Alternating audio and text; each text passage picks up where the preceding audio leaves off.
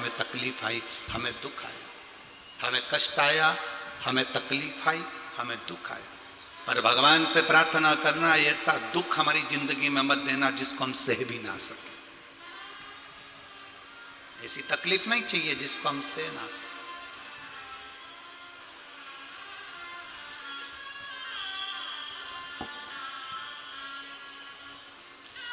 दो पत्र इन पत्रों में हमने पढ़े, उसमें दो पत्रों में माताओं ने लिखा कि मेरे पति की ब्रेन हेमरेज हो गया, उसकी नस फट गई, वो कोमा में चले गया। दूसरी माँ ने भी इस पत्र में लिखा कि मेरा पति कोमा में चले गया, इसमें लिखा है। उसकी रिपोर्टें लगाई, उसका फोटो लगाया। एक एक पत्र इधर भी है।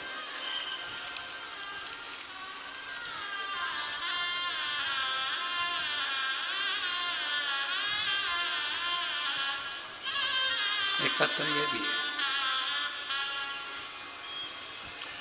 फोटो देखी है। जिस व्यक्ति 2022 का जो फोटो है, व्यक्ति ऐसा था। आप लोग एलईडी पर, आस्था चैनल पर एक एक फोटो को थोड़ा क्लोज कर कर दिखाएंगे तो आप देखेंगे। पहले व्यक्ति ऐसा था। जब ब्रेन हेमरेज हुआ, नस फट गई, व्यक्ति की दशा ये हो गई। इसको देखिए, जो कोमा में चले गए, जिसको शुद्ध नहीं थी, वेंटिलेटर पर पड़ा रहता था, शुद्धता नहीं। अब पत्र देखिए।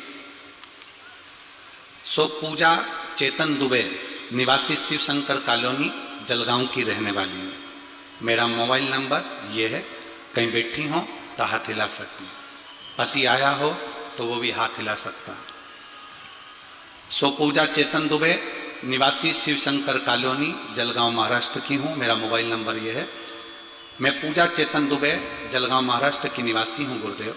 मेरे पति को 27/9/2012 में अचानक सर में दर्द हुआ। उनके हाथ पैर में झटके आने लगे और हम उन्हें तुरंत अस्पताल ले गए।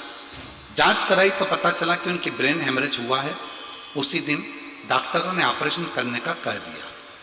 डॉक्टरों ने कहा ब्रेन का ऑपरेशन होता है तो व्यक्ति जिंदा हो कि कोमा में चले जाए कि जिंदगी भर ना उठ पाए, इसकी कोई गारंटी नहीं है। फिर भी ऐसी सिचुएशन थी कि हमको ऑपरेशन कराना पड़ा।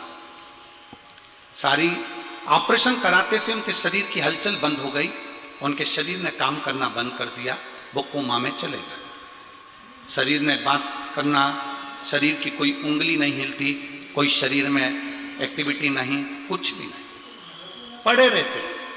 हॉस्पिटल से लेकर आ गए, घर में पड़े रहते, कोई शरीर में कंपन नहीं। मेरी माँ ने कहा तू पशुपतिनाथ का व्रत कर, मेरे बाबा जरूर अच्छा करेंगे। व्रत के मैं क्या वर्णन करूं गुरुदेव, शिव शिव है। मेरी माँ के कहने पर मैंने व्रत करा। तीसरा पशुपति व्रत था। सोमवार के दिन मैं बाबा को प्रणाम कर कर दिया दरवाजे पर लगाई, वापिस अपने कमरे में अपने पति के पास आई तो देखा कि मेरे पति हाथ पैर हिलाना प्रारंभ कर दिए थे। उनने इतने समय के बाद अपनी आंखों को खोला था। मैं बाबा पर भरोसा कर गई गुरुदेव, पशुपति व्रत पूर्ण हुए। आज मेरे पति की हालत ठीक है, जिसका फोटो मैं नीचे लगा रही हूँ। अब मेरे पति की हालत ये है। आप तीसरा फोटो देखिए। अब पति की हालत ये है, जो कोमा में चले गए थे उसको देखिए, और कोमा में पड़े पड़े पड़े पड़े पड़े पड़े जब बेकार हो गए तब बाबा की सुन करी कृपा। कहीं बैठे हो तो हाथ हिला सकते, अगर कहीं बैठे हो तो हाथ हिला सकते। दूसरा पत्र देखिए। इस पत्र में मैं संगीता मनोहर बाडिले, रंजाने तहसील सिंदखेड़ा, जिला धुलिया से रहने वाली हूँ। मेरा मोबाइल नंबर ये है, कहीं बैठी हो तो हाथ हिला सकते हैं। मेरे पति को 7 जनवरी 2023 को सुबह के समय अचानक से चक्कर आने नीचे गिर गए और उन्हें हम छत्रपति अस्पताल में ले गए। वहां जाकर मालूम पड़ा कि उनकी ब्रेन की नस फट गई है और वहां पे खून एकत्रित हो गया है, जिससे 3 गांठें जम गई हैं। ऐसा डॉक्टर ने बताया तो हम सब बहुत डर गए।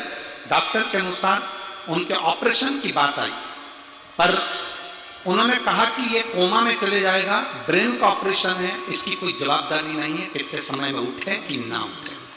तभी उम्मीद जागी। मेरी ननद ने कहा सीहोर का रुद्राक्ष मेरे पास में है, अपन उसको पानी में गलाकर एक बार भैया को देते हैं।